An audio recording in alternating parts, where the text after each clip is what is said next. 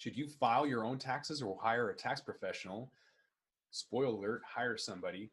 When it comes to preparing your own taxes, there's often many thought decisions to make. Should you take a deduction? Does a credit apply? How can you find ways to boost your refund? When it comes to having someone prepare your taxes, there's a lot of options, but seek help from a local tax firm can be a good option. You may get more personal advice and attention. As we get closer to the tax season, we need to dive into 7 quick tips to help you maximize your cannabis tax benefits. Knowing the rules can help your business operate with reduced tax obligations. Trying to understand the tax laws as it relates to the cannabis industry can make one dazed and confused. It's critical to understand the right ways to construct the ownership of these businesses and know the tax rules in order to reduce the taxation implications for investors. There are 7 tips cannabis business owners should take into consideration when investing. Number one is be prepared to pay a high tax rate. Since all the expenses other than the cost of goods sold are disallowed, your effective tax rate is high. And in fact, the tax could exceed the gross profits, meaning your business could lose money and you still have to pay taxes.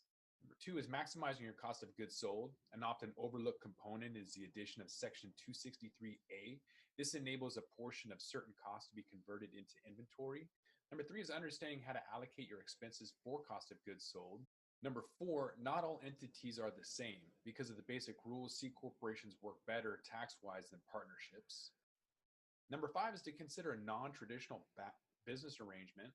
A C corporation is also a favorite amongst investors to put all of the financing or investment into an umbrella or a holding company, and then each entity, whether it's an LLC or otherwise, is underneath that. So you have a THC and a CBD and maybe a branding entity all housed by the investors. It also might bypass SIN clauses where an investor or investment group aren't able to invest into the cannabis entity directly, but can invest into the holding company that owns that cannabis entity. So C Corp is good. Number five is consider non-traditional business arrangements. So looking for strategic partnerships, you might be able to find somebody that can manufacture your product and then sell it. And when they do, then they can pay you back. Although in Washington, they're looking at that arrangement and starting to stop that. So a lot of the producers would trade that flower to a processor for a finished good and then be paid as soon as the retailer paid the processor, and then the producer would get paid. That model is changing, but in a sense, it's the same concept of a strategic partnership where you're looking to leverage somebody else's assets or their part of the business that you don't have funding, capability, knowledge, or otherwise. Number six is to diversify your business and moving away from just selling cannabis. Number seven is to capitalize on investment opportunities. Knowing the tax rules for allowing recovery of a portion of non-cost of good expenses and structuring one's investment are critical. An investor working side by side with a trusted tax professional can develop optimal strategies for minimizing taxes. There are a lot of tax challenges for cannabis companies, and so here are 6 ways to maximize deductions and stay compliant with tax regulations. Cannabis companies are known for exploring multiple product ideas and business opportunities before finding their sweet spot. Most fast-growing companies are tasked with balancing a constrained budget while providing the appropriate amount of funding to support product development, talent acquisition, and a positive culture that aids in employee development and attention. However, in addition to funding challenges, cannabis companies and ancillary organizations supporting the industry are tasked with additional record-keeping, tax exposure, and financial obstacles. The cannabis industry is growing at a rapid pace, yet companies continue to face the dichotomy of reporting illegal income at a federal level while reporting legal income at a state and local level. This causes an unfair disparity in tax burden as well as differences in reporting between the federal and state local levels. These differences are highlighted under the IRS Internal Revenue Code Section 280E. This Section 280E requires the reporting of income from illegal sources at the federal level. 280E started with Miami drug dealers writing off their yachts and other Schedule 1 controlled substances. And so the laws implemented this 280E to not allow Schedule 1 illegal businesses or drugs to be written off on your taxes. So in the simplest terms, companies that fall under Section 280E can only deduct expenses for cost of goods sold. But Section 280E companies not permitted to deduct wages, rents, or repairs, general business expenditures, or marketing costs. Essentially, only the cost of growing the plant can be deducted. Because non-cannabis companies can deduct all expenses related to the business, if that business incurs a loss, will have no tax liability. However, if a cannabis company has a loss, it may still have a significant federal tax bill to pay. Furthermore, the company is required to use an accounting inventory method to be able to deduct the cost of goods sold. In order to meet the requirements of Section 280E and provide for a solid tax cash flow and financial planning, there are several different ways in which a company can maximize its deductions and ensure compliance with the code. Number one is to understand the implications of Section 280E and the short-term and long-term consequences of incorrect or sloppy records. So while reporting expense deductions incorrectly in the short term may minimize your tax liabilities, it could result in substantial expenses in the long run, including increased tax liabilities, penalties, interest, and significant legal costs. Number two is ensuring the books and records are in good order and that cost tracking methods are an accurate reflection of all of the activities of the business. Setting up a solid transfer pricing methodology that accurately reflects business activities from inception ensures that the maximum allowable cost recorded as cost of goods sold and ultimately reduces the federal tax burden. Number three is preparing and maintaining separate books and records for Section 280E activities and non-Section 280E activities to provide for the maximum allowable deductions. Maintaining separate records for each business will allow non-Section 280E businesses to accurately deduct all allowable expenses related to their activities. Number four is maintaining and accounting for research and development expenses. All R&D expenditures fall outside of Section 280E. If an organization conducts cannabis activities and R&D, be sure to keep an accurate accounting of all of the costs of the R&D.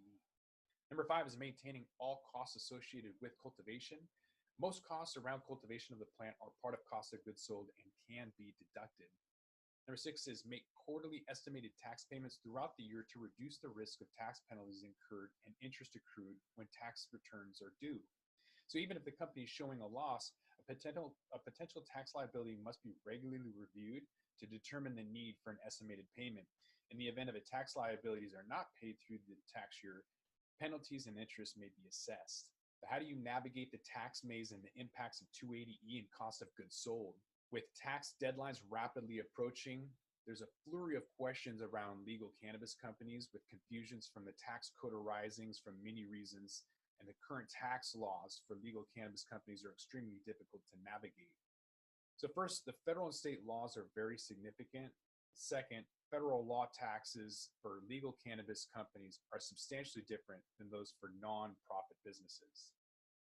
Most importantly, the federal tax laws make it very difficult for legal cannabis companies to generate a profit due to the heavy tax burden that's imposed.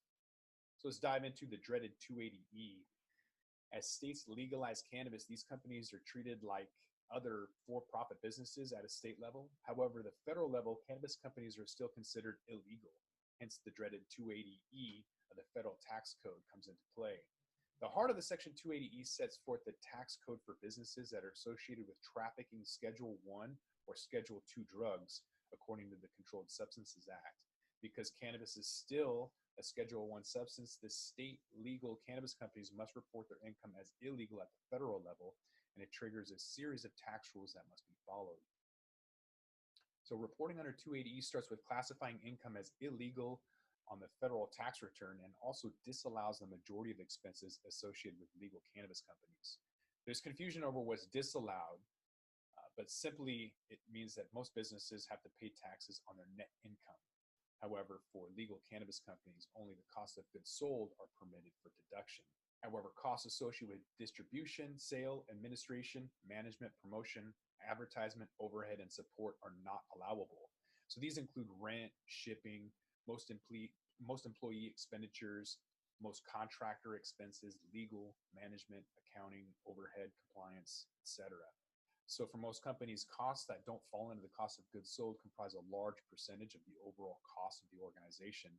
Paying taxes on gross profit creates a significant tax burden, which in many cases makes the company unprofitable. So what can cannabis companies do to minimize their tax burden? The first step is to have an intricate understanding of 280E or hire an accountant who's well-versed in this area.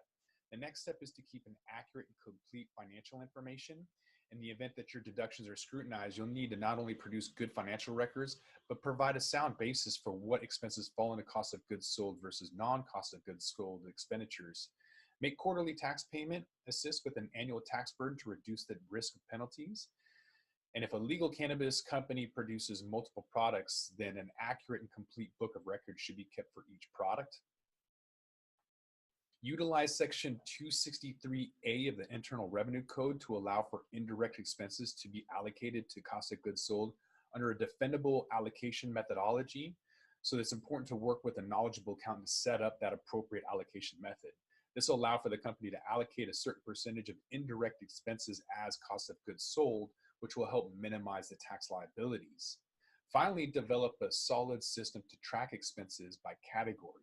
So for example, all cultivation costs are deductible. However, if records are not appropriately maintained, you may lose the deductibility.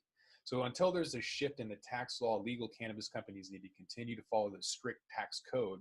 And while Section 280E puts legal cannabis companies at a disadvantage, they can minimize their tax burden by following these steps outlined above. But for long-term success, the industry must advocate for fair tax laws so these businesses can prosper and grow. Recent court rulings complicate the already difficult tax code for cannabis businesses. With the entire cannabis industry running scared of Internal Revenue Code 280E, what else can the IRS possibly do to make it even more burdensome?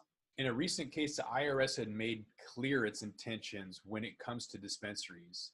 In previous cases, non-cannabis business activities such as selling merchandise and having a non-cannabis business operations was well and good, but now it's gotten even more complicated and confusing.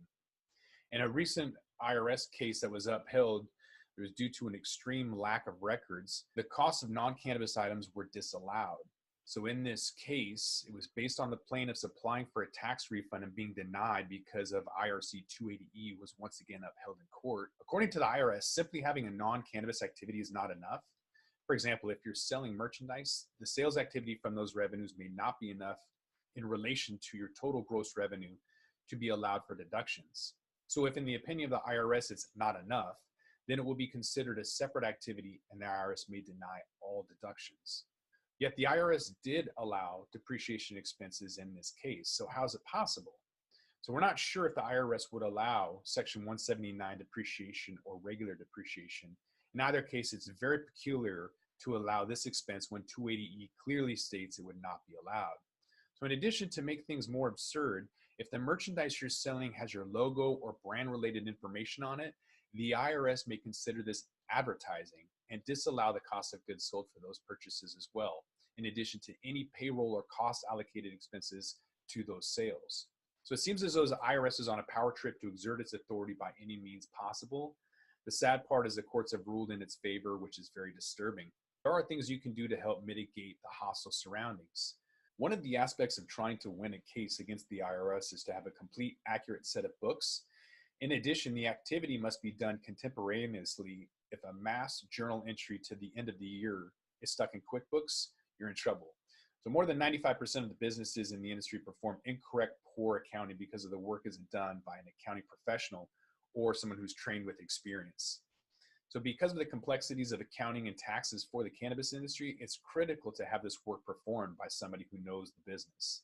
Not having your accounting and taxes properly prepared can cost you tens of thousands of dollars in taxes, penalties, and interest. Staying compliant on all state and federal levels is paramount to keeping the door open, and it can be the difference between keeping or losing your business. And with that, we're going to roll this one up. I'm Josh Kincaid. This is the Talking Hedge, your cannabis business podcast. Like, subscribe, and share, or don't, and I'm out.